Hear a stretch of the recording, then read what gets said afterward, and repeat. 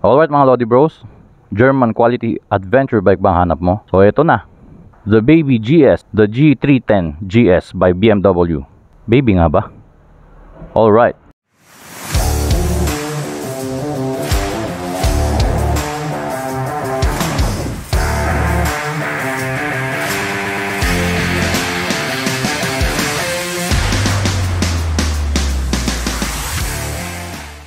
Okay, isang mabilis na ikot.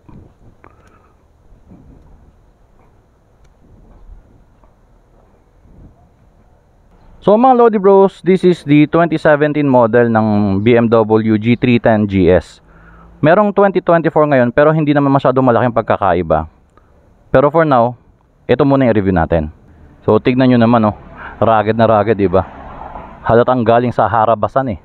So this bike has 313cc capacity engine, liquid cooled, fuel injected, 4-stroke, 4 valves, double overhead cam, single cylinder na mated sa 6-speed manual transmission. And kung mapapansin nyo, yung design niya is nakaharap sa likod yung block, hindi yung typical na pag ganito yung angle niya.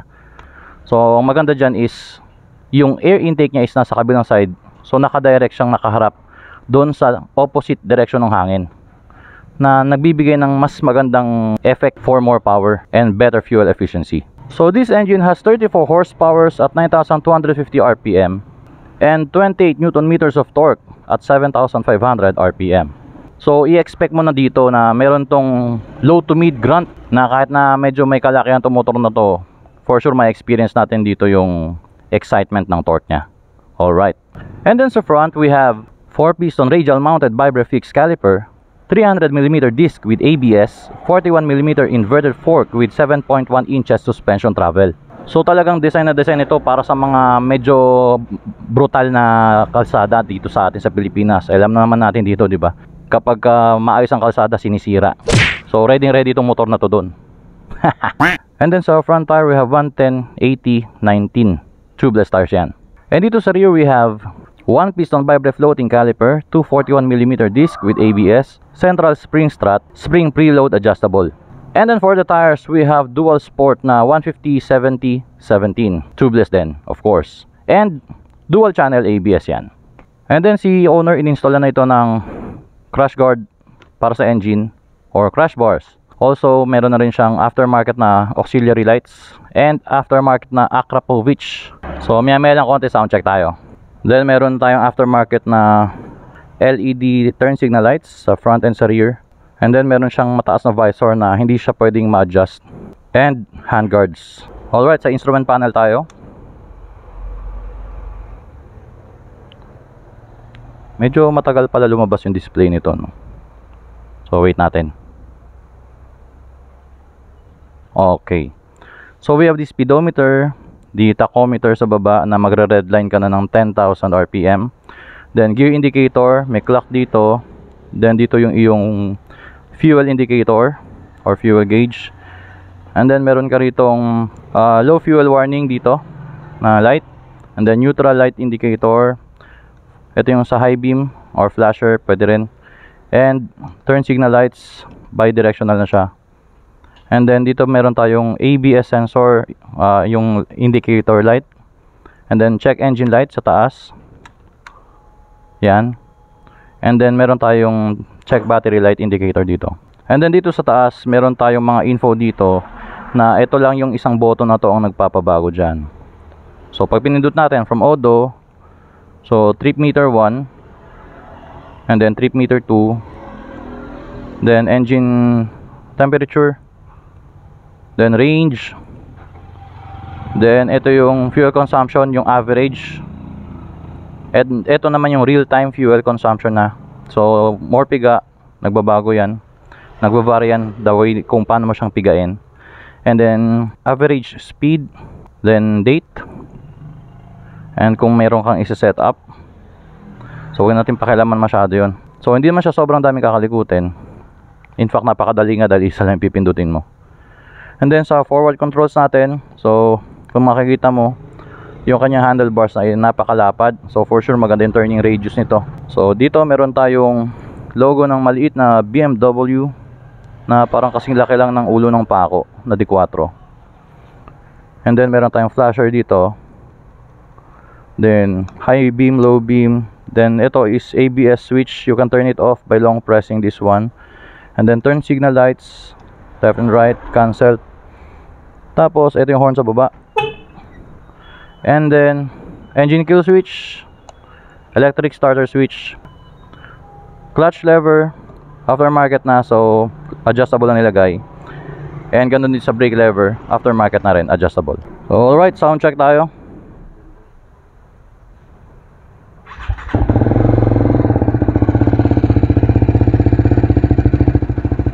BMW G310 GS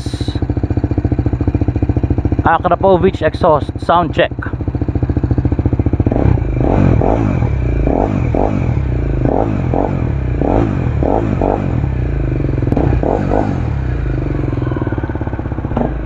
Responsive din, ha.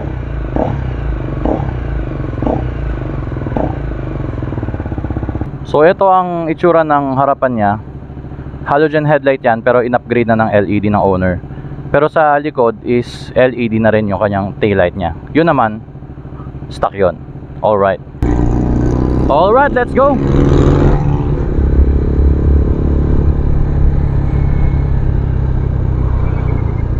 So testingan na natin kung swak na swak ba to sa pang-araw-araw.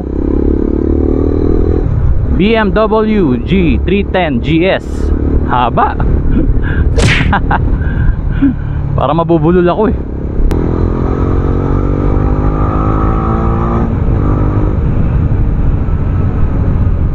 Ayos, ah.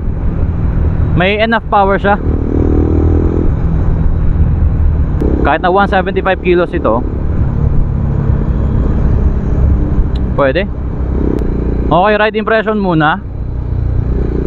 So unang sampa sa motor, hindi siya kabigatan. Tsaka medyo may pagka-slim. Hindi siya kasing lapad syempre nung big brother nito na GS 1200 eh.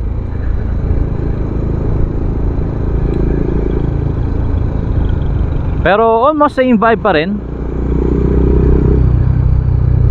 Andun pa rin yung feel na mataas ka sa ibang mga riders. Ayan, kita mo, XRM yung nasa harap natin. Pero parang hanggang balikat ko lang yung helmet niya.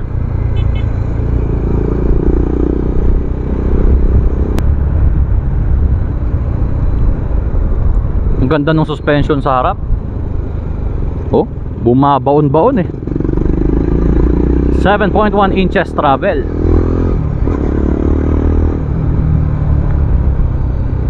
Magaan lang rin yung clutch niya.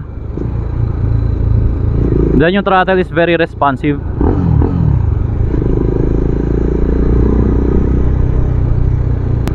So as expected mga Lodi Bros, upright position ng motor. Adventure bike. Bagay na bagay ito sa mga taong adventurous eh, na wala nang ibang gustong motor kundi isa lang, tapos pwedeng pang araw-araw, and meron kang mga off-road adventures during weekends. So paano kung sabing pwedeng araw-araw to? Unang-una, yes, malaking motor siya, pero hindi mo i-expect yung gaan niya is ganito. Kasi talagang magaan yung bike, oh.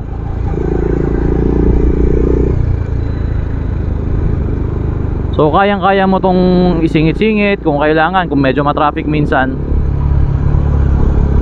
Then pangalawa, hindi masyadong matakaw sa fuel to, dahil single cylinder lang siya.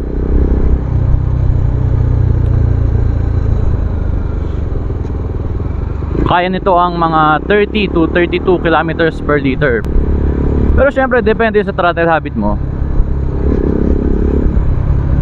And then yung leg position nyo, hindi masyadong bukaka. Maganda yung position. So kapag umupo ka sa motor na to,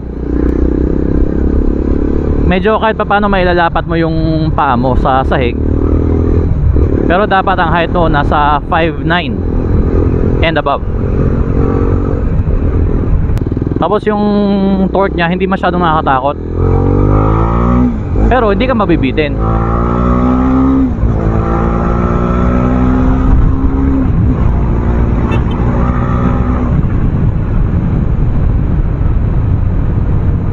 So So sa paper, tumatop speed daw to ng 142, 143 kph. Si owner, na top speed niya to ng 140 kph. Medyo malaking tao yung owner nito eh. So shoutout si Sir Kevin Bobadilla and sa kanyang partner na si Rushmia.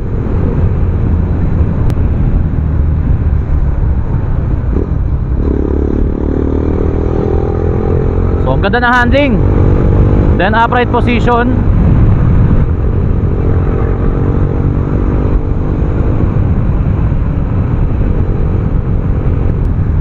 So yun lang, pagka mga 6,000 RPM above ka na, mafe-feel mo na yung vibration sa foot pegs, sa tangke, yan, pag iniipit mo yan.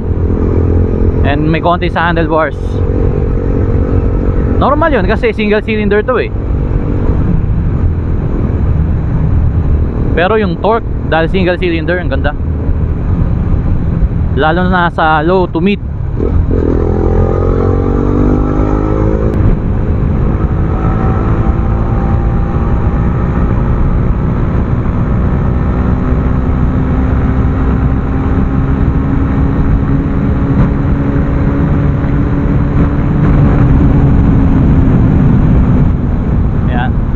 Then sa vibration niya, mafe-feel mo or makikita mo yung side mirror nagbe-blurred na. Yan, umaabot dito yung vibration.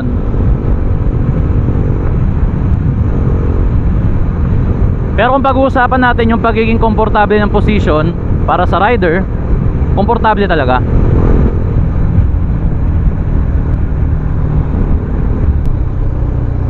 Yung clutch niya, smooth lang ang pasok.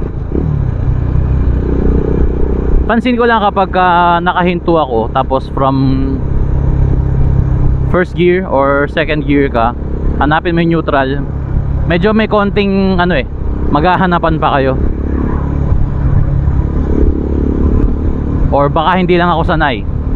Pero so far medyo yun nga, naghahanapan kami ng neutral. Ayaw niya magpakita sa akin. Alright, acceleration test in 3, 2, 1, go.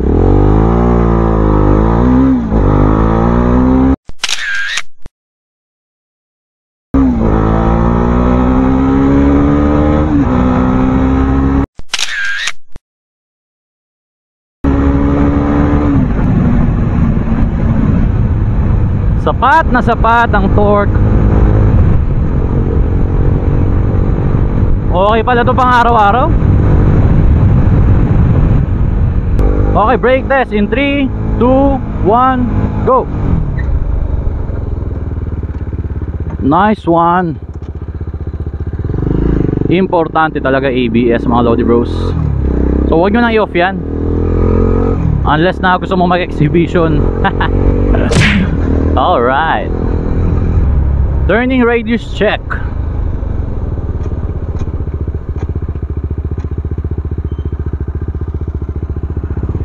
Grabe, sobrang tight. Wow, parang naked bike. Isa't kalahating lane lang ha. Adventure bike to mga Lodi Bros ha. Pero kung lumiko, parang naked bike lang. Hindi ko lang alam mga Lodi Bros kung yung 2024 model, ano yung mga updates nila, kung may mga changes ba na malalaki. So hopefully maka-update tayo doon. Lapad ng handlebars.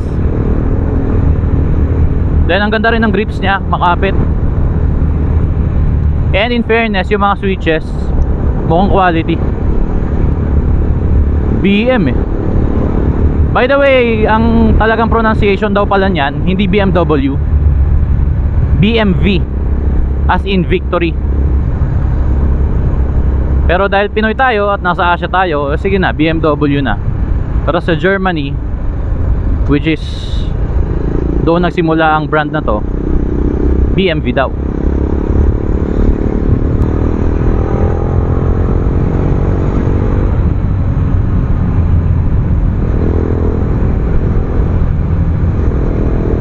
Ganda ng handling.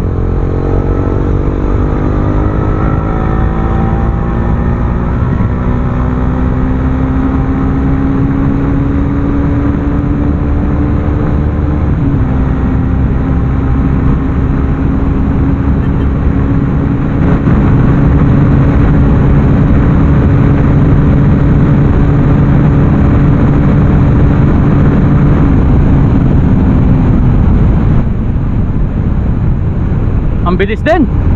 Woo! Kaya pa eh. Pero hindi na yata kaya ng dibdib ko. Alright mga Lodi Bros, at ito ang itsura ng isang 5.9.5 sa isang G310 GS ng BMW. Yan. Yan. So lapat naman, halos hindi ko masasabing sobra, siguro half inch bago mailapat ko yung dalawang pa ako. But still comfortably ko naupuan itong motor na to. So meron itong 11.5 fuel tank capacity. So sa average fuel consumption niya na 30 kpl, may range ito ng mga more or less mga 300 kilometers depende sa throttle habit mo. 835mm seat height. So para magawa mo yung ganitong klaseng upo na halos lapat yung paa, dapat at least 5'8" above ka. Anyway, may ari nito parang 6 footer eh. Let's say 5'6", 5'5". Medyo may konting challenge na yon. Pero hindi ko sasabing hindi mo kaya, kasi once na nasakyan mo na tong motor na to at umandar ka na, magaan naman siya eh. Medyo intimidating lang tignan kasi malaki pa rin siya tignan kahit sabi mong 300cc lang siya or 313cc. Alright, so the big question is, para kanino ba ang motor na to? So unang-una, dapat ang bibili nito is medyo nasa, sabi natin, nasa matangkad na side. Okay? At least 5'8" and above, para comfortably mong mauupuan ang motor na to. You can still buy this bike kaya nasabi mong 5'5" ka, 5'4". Ang tinutukoy ko is kung sino yung komportableng makakaupo rito. So 5'8" and above, para masabi nating talagang maitutukob yung paa mo. Dalawang paa. Pangalawa, para to sa mga tao na hindi mahilig mag-expressway, dahil ito ay below 400cc, which is yun yung batas natin sa Pilipinas. Pero thankfully dito sa amin sa Palawan, Puerto Princesa, Palawan, wala mang mga expressway na mga ganyan. So wala kaming batas dito when it comes to 400cc above na legal. So dito sa amin, ito lang ang mga kalsada, kahit anong klaseng motor pwede. So napakaraming kamoteng dumadaan. Pero sa Manila, kung ikaw ay laging dumadaan sa expressway, hindi to para sa'yo. What else? Para to sa mga tao na mahilig sa adventure, pero ang budget mo ay pang isang motor lang. So kung gusto mo ng motor na capable pumunta ng mga slightly off-roads during weekends, and then everyday kailangan mo ng motor pang service sa opisina, so swak na swak to dahil napakagaan ng motor.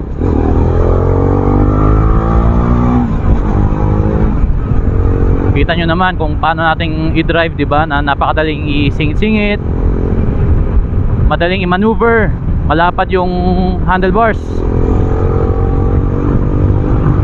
ang ganda ng handling. Hindi naman siya katakawan dahil sa consumption yung 30 kpl, may range ito ng mga 300 kilometers sa isang full tank na 11.5 liters. So yun lang, mapapansin mo medyo wobbly yung kanyang windshield, siguro dahil nga malapad. Siguro pwede mong palagyan ng bracket para medyo mas tumibay. Also, you just have to consider yung kanyang vibration, dahil hindi nga maiwasan dahil single cylinder lang siya. Pero kung hanap mo is yung everyday torque na may konting waswas, actually hindi na nga konti 140 kph eh. Napatap natin to ng 142 ngayon, pero alam ko may kaya pa eh, kaya pa niya. Yun lang ang isang drawback nito, dahil nga premium brand BMW, premium din yung presyo. Siyempre, what you pay is what you get. Kung gusto mo ng premium, premium din ang presyo, di ba? Base sa research ko, nasa 320,000 pesos ito. Para sa isang 313cc engine, magbabayad ka ng 320,000 pesos. So parang 1,000 pesos per cc. So yun lang naman, nasa expensive side siya. Pero kung talagang fanatic ka ng mga GS lineup ng mga BMW, why not, di ba? Mga pangyayaman itong mga gantong mga brand eh. So before I end this vlog, maraming salamat kay Kevin Bobadilla, the owner of Buddha Motorsports. So pasya lang kayo sa kanila, sa shop nila. Yan ang kanilang address. Napakarami nilang mga quality accessories para sa inyong mga motorcycle needs. Helmets, riding gears, suits, lubes, tires, services. One stop shop, Buddha Motorsports. Shoutout kay Rushmia. Loadin natin yan, Rushmia Kamama Vlogs. So pakisupport din ang channel ng aming isa sa mga lady riders dito sa Palawan, Rushmia Kamama. Alright, so if you like this video, please don't forget to like, share, and subscribe. And this has been your bro nagsasabing always, ride safe and stay alive. God bless.